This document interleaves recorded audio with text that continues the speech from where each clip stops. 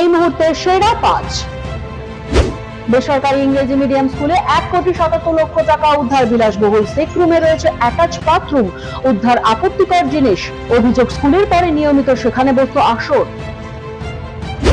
তৃণমূলের ভাঙন আরো স্পষ্ট। সুখেন্দু শেখর, সুস্মিতা দেবের পর রাজ্যসভা থেকে ইস্তফা দিলেন সাংসদ প্রকাশজিৎ বড়াইক। তৃণমূলের রাজ্যসভার সাংসদ সংখ্যা কমে 13 থেকে এখন 10।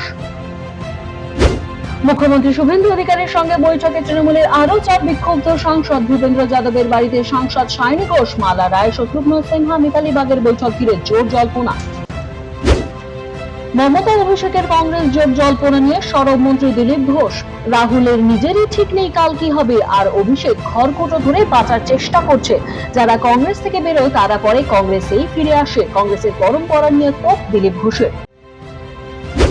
তোলাবাজির অভিযোগে গ্রেফতার রাজপুর সোনারপুর পৌরসভার 4 নম্বর ওয়ার্ডের কাউন্সিলর বিভাস মুখোপাধ্যায়। বাইপাস এলাকার একটি হোটেল থেকে তাকে গ্রেফতার করে পুলিশ। কাউন্সিলরকে ঘিরে বিক্ষোভ, চোর চোর স্লোগান স্থানীয়দের। সেরা 5 এই পর্যন্তই। পরবর্তী খবরের আপডেটের জন্য চোখ রাখুন নিউজ পোল বাংলায়। নিউজ পোল বাংলা, খবর বিশ্বজুড়ে।